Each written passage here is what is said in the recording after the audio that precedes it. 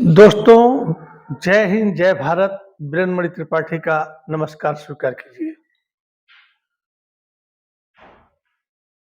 दोस्तों, मेरा नाम बिरनमणि त्रिपाठी है। मैं यूपी गोरखपुर जिले का रहने वाला हूँ। 1960 मेरा डेट ऑफ बर्थ है, जन्म तिथि है। मैंने आर्मी मेडिकल कोर 1980 फरवरी में ज्वाइन किया। मैं भी इस भारत माता के गोद में खेला, पढ़ा लिखा और बड़ा हुआ। गांव का रहने वाला हूं। उसके बाद मैं जब ग्रेजुएशन कर रहा था उसी समय मैं भर्ती हो गया। पैसे की बहुत जरूरत थी, आर्थिक स्थिति हमारी ठीक नहीं थी। तो फरवरी जो है 1980 में मैं आर्मी मेडिकल कोर में भर्ती हुआ। उसके बाद लखनऊ में ट्रेनिंग किया। लखनऊ से ट्रेनिंग करने के बाद मेरी पहली पोस्टिंग जो है मिलिट्री हॉस्पिटल जम्मू में हुई। उसके बाद में श्रीनगर बेस हॉस्पिटल में पोस्टिंग गया। वहाँ से उसके बाद जो है वहीं पर जब मैं था तो हमारे देश में एक मुसीबत खड़ी हुई। जो सरदार जी लोग थे, सब लोग नहीं, कुछ ऐसे लोग थे जिन्होंने हिंदुस्तान में से पंजाब को अलग करना चाहा और खालिस्तान बनाना चाहा। और स्वर्ण मंदिर जो अमृतसर का है उसमें कुछ उग्रवादी छुपे हुए थे और उनको खाली कराने के लिए हमारी भारतीय सेना लगी। बहुत कैजुअल्टी भी हुई और एक एक को चुन चुन करके निकाल लिया गया और मार दिया गया और कुछ को जिंदा पकड़ लिया गया। मैं उस समय श्रीनगर में था। बंदूक लेकर के हॉस्पिटल के अंदर हम ड्यूटी करते थे। फिर मैं आ गया जोधपुर। जोधपुर में वही श्रीमती इंदिरा गांधी ने जो ब्लू स्टार ऑपरेशन करवाया था, उनकी 31 मार्च 1984 को हत्या कर दी गई। हमारी जो है फील्ड मेडिकल बटालियन सीधे मार्च की जैसलमेर। जैसलमेर से 67 किलोमीटर दूर रामगढ़ है। रामगढ़ के पास हमने डेरा डाल दिया, क्योंकि जब इंदिरा गांधी की हत्या हुई तो उस समय न डिफेंस मिनिस्टर थे न राष्ट्रपति थे। तो उस समय तत्काल सेना बॉर्डर सील करने के लिए चल दी। उसके बाद मैं आर्मी हॉस्पिटल दिल्ली में गया। वहाँ पर बहुत बड़ा हॉस्पिटल है, अभी आर हॉस्पिटल हो गया, रिफरल रिसर्च।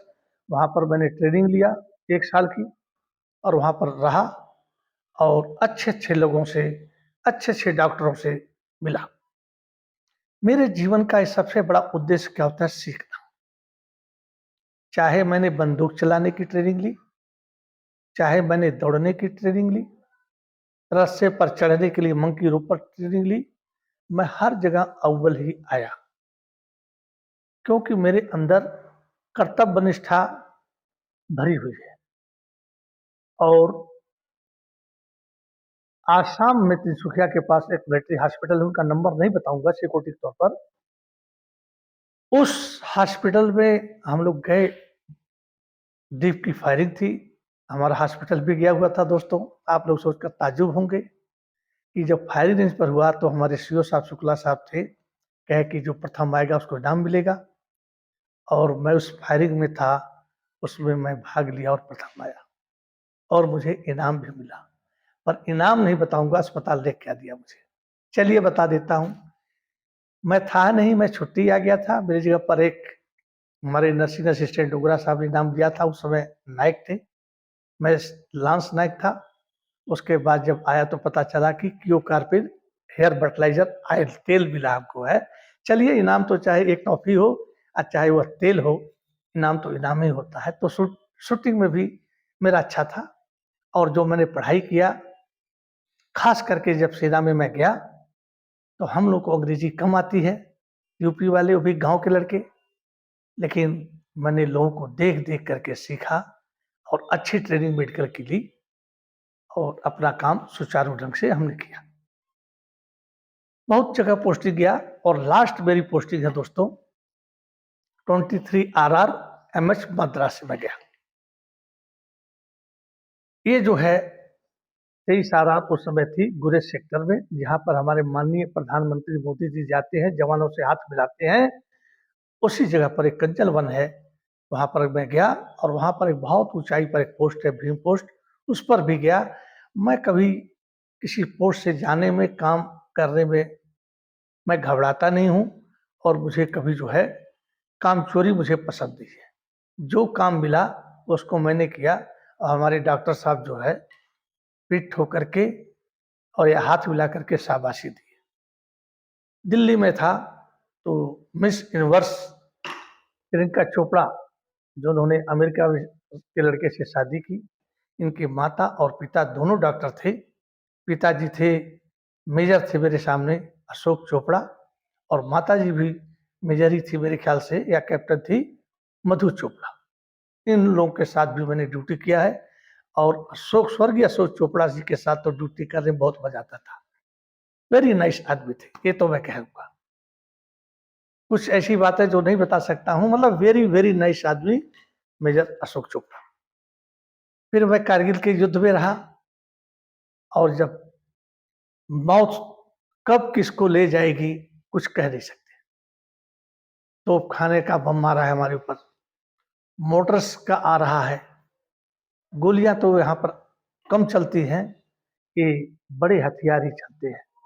हमारे भी बोफोर्स लगे हुए थे, मीडियम फील्ड गन लगी थी, फील्ड गनें लगी थी और ऐसे फायर होता, गोले ऐसे जाते थे कि मैं ताली बजाने का जितना गैप मिला है से दूसरी ताली उस हिसाब से हमारी गनें फायर कर रही थी। लेकिन सब पहाड़ है, पत्थर है, क्या होगा? जैसे एक रोटी का छिलका उतार दिया जाए, एक पत्थर का वो थोड़ा सा छिलका उतर जाता था।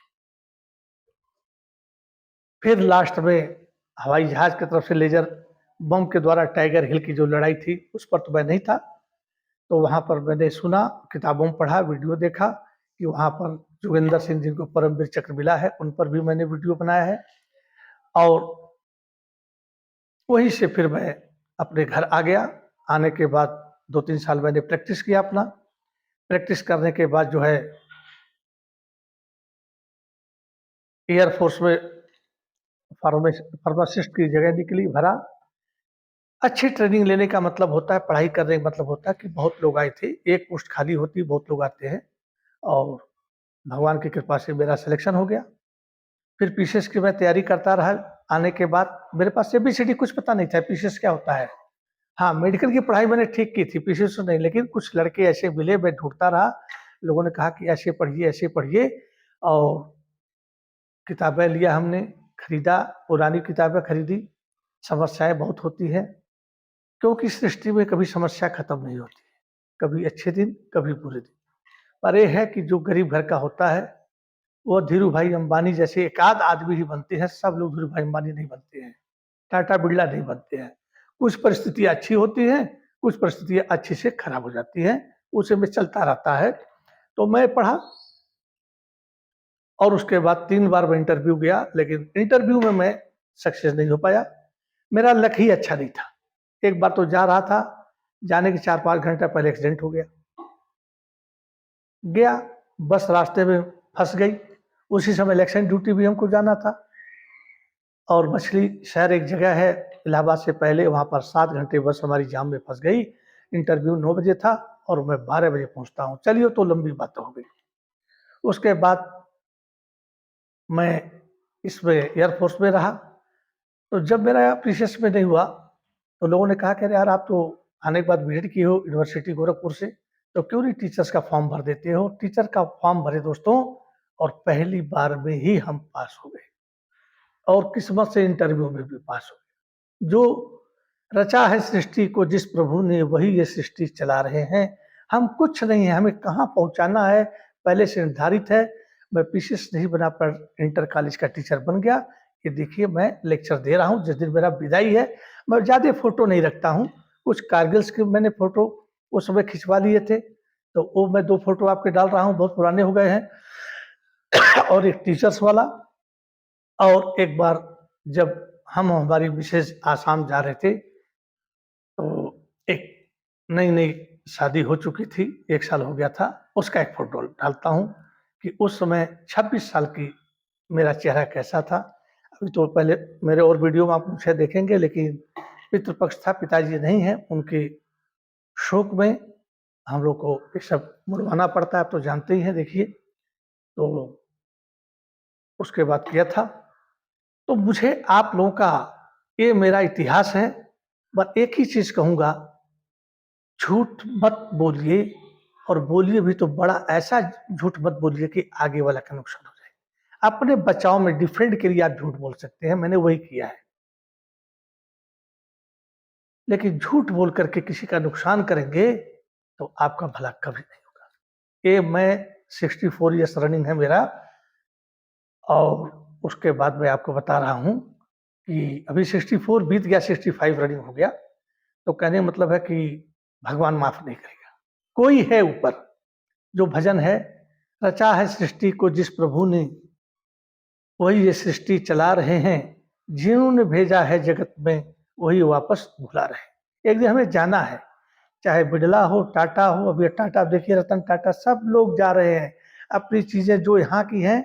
मैंने बनाया है विश्वामित्र के ऊपर वीडियो कि नरक में जाना हो चाहे स्वर्ग में जाना हो, ये लोग हैं। आप ये जो जमीन की 5 चीजें हैं पृथ्वी की, चित्त जल पावक गगन समीरा, मतलब आकाश, पृथ्वी, वायु, जल, अग्नि, ये पांचों से ये शरीर जो मैं बैठा हूँ, आपका शरीर है बना हुआ है, इसको यही छोड़ करके आपको जाना है। और जो बोल रही है, जो सोच करके बोल रही है, जो मैं बोल रहा हूँ, वो आत्मा है। वह एक सोलिटरी जर्नी, एकांत जर्नी पर चलेगी। कोई नहीं जानता, न बाप जाएगा, न भाई जाएगा, न बेटा जाएगा, न बहू जाएगी, कोई नहीं जाएगा। आपको अकेले जाना है अपने कर्मों की गठरी लेकर के। और एक चीज और मैं बता दूं बीच में, चाहे हमसे बुजुर्ग लोग देख रहे हों, चाहे नौजवान बच्चे देख रहे हों, जहां तक हो सके अपने माँ बाप की सेवा करना। उससे बड़ा आशीर्वाद देने वाला कोई विश्व में नहीं मिलेगा। मैंने किया है, हमने अपनी माँ के आंसू पोंछे हैं, ये मैं दावे के साथ कहता हूँ। कभी कभी माँ को डांटना भी पड़ा है, ऐसी बात नहीं है कि मैं श्रवण कुमार हूँ, लेकिन मैंने उसके आंसू पूछे हैं। और फिर मैं यहाँ पर नौकरी करते हुए एयरफोर्स में मैंने दिया, टीचर बन गया। चौरी चौरा कांड आपने सुना होगा इतिहास में। वहीं पर गंगा प्रसाद स्मारक इंटर कॉलेज है, वहाँ पर मैं टीचर बना। वहाँ पर मैं 18 साल तक सर्विस किया और 31 मार्च 2023 को मैं रिटायर हुआ। अब मैं क्या करूं? मेरा छोटा लड़का है जो बड़ा ही थोड़ा सा चंचल है और बहुत ही सेवा करता है, हाथ पैर भी दबाता है, जो भी कर दिया जाता है। मतलब यदि हमने अपने माँ बाप की सेवा की है तो मुझे भी उसी रूप में मेरा छोटा लड़का मिला है, वो मेरा सेवा करता है और हमारी पत्नी की भी सेवा करता है, घर की भी सेवा करता है। अच्छा पढ़ा लिखा लड़का है, लेकिन जब वो आता है, अभी आया हुआ है, झाड़ू पोछा उसको कोई शर्म नहीं लगता है। हम बाहर से आते हैं, तुरंत हमारा चप्पल ला कर दे देगा, लुंगी ला कर दे देगा, पानी रख देगा। तो मैंने जो अपने माँ बाप के आंसू पूछे हैं, वही मेरा लड़का भी मुझे लौटा रहा है। जो पेड़ हमने लगाए हैं उसी का तो फल खाएंगे। इमली लगाए हैं तो आम का नहीं खाएंगे, आम लगाए हैं तो इमली का नहीं खाएंगे। ये तो मेरा अनुभव बता रहा है, मैं आप लोगों को बता रहा हूँ, क्योंकि मुझे 2 जगह बहुत अच्छी मिली है।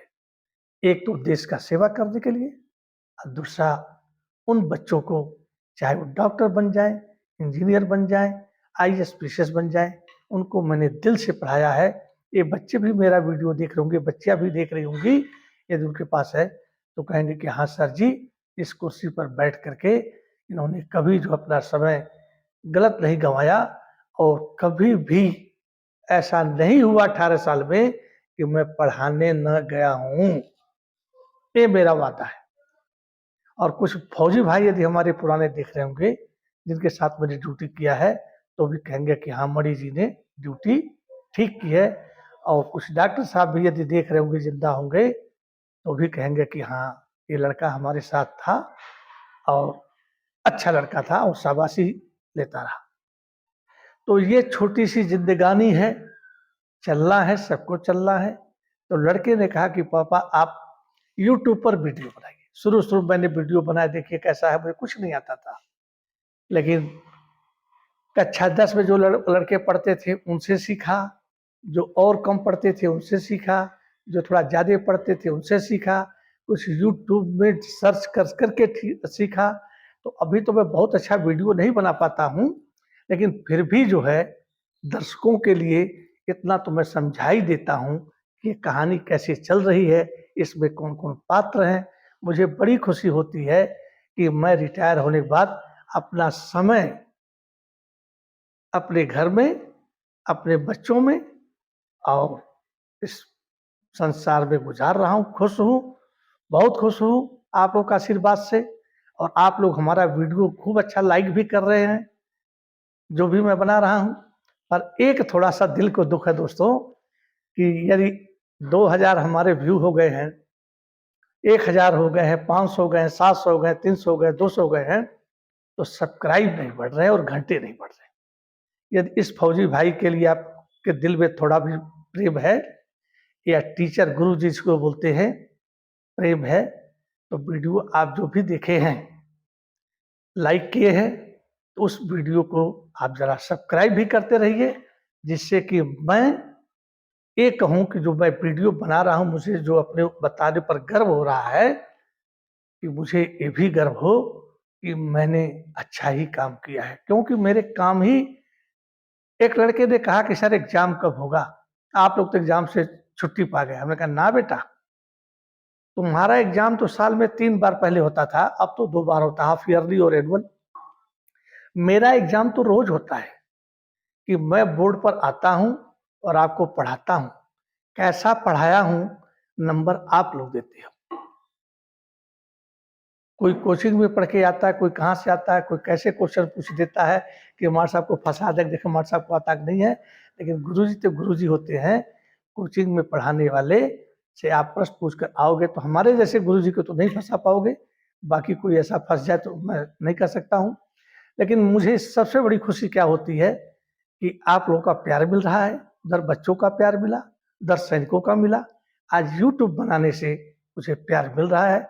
मैं बहुत ही किस्मत वाला हूँ कि इस लाइन को पकड़ा हूँ। बस यही है कि आप लोगों का आशीर्वाद, आप लोगों का प्रणाम, आप लोगों का स्नेह मिलता रहे, जिससे कि मैं, ये हिंदुस्तान है ना दोस्तों, किसी को बुरा नहीं मानना चाहिए। मैं हिंदू हूँ, हिंदू धर्म की रक्षा करना मेरा धर्म है। लेकिन एक झंडा ले करके और दौड़ पड़ो और किसी हिंदू का धन हड़प लो, किसी हिंदू को मारो, उसकी माँ बहन बेटियों की इज्जत लूटो, ये सनातन धर्म नहीं सिखाता है। सनातन धर्म कहता है सर्वे संत निरामया, सब लोग निरोग हो। हमारे धर्म में अभी एक ने कहा था कि शंकर भगवान त्रिशूल रखे हैं, माँ दुर्गा जो है तलवार है, शंख है, चक्र है, गदा है, विष्णु के हाथ में भी चक्र है, गदा है। ब्रह्मास्त्र, ब्रह्मा के पास ब्रह्मास्त्र है जिसका कोई काट नहीं है। वह इसलिए रखा जाता है कि किसी को मारने के लिए नहीं, सृष्टि की रक्षा करने के लिए और अपनी भी रक्षा करने के लिए। यदि कोई आपको मारने के लिए आता है, विनय से उसको मना करो। यदि वो नहीं मानता है तो शस्त्र उसी लिए होता है कि उसको वहीं पर रोक दिया जाए, तो उसको मन को बढ़ने ना दिया जाए।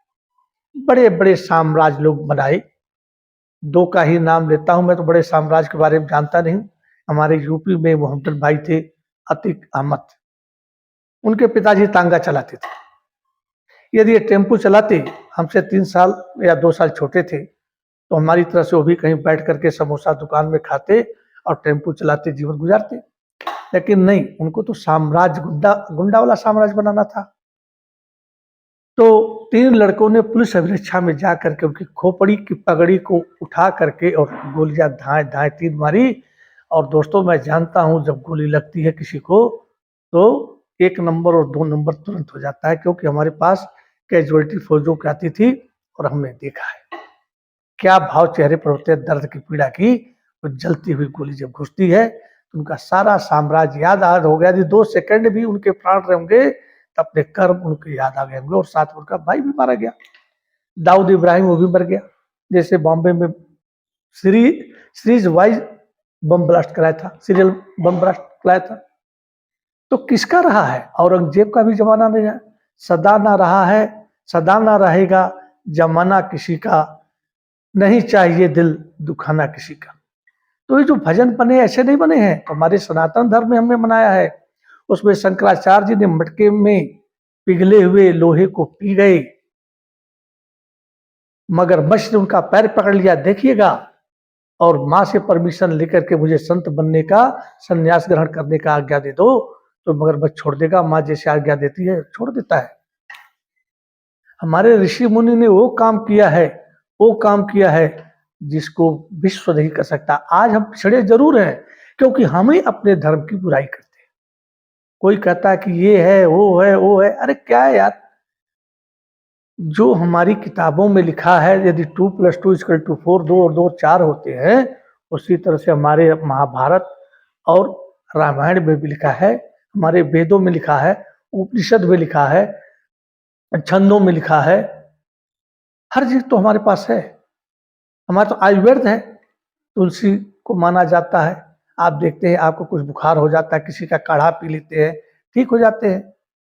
तो कुछ गलत नहीं है। हाँ, गलत कहाँ है, आपने अध्ययन नहीं किया है, आप उस जगह नहीं गए हैं, तो वो गलत है।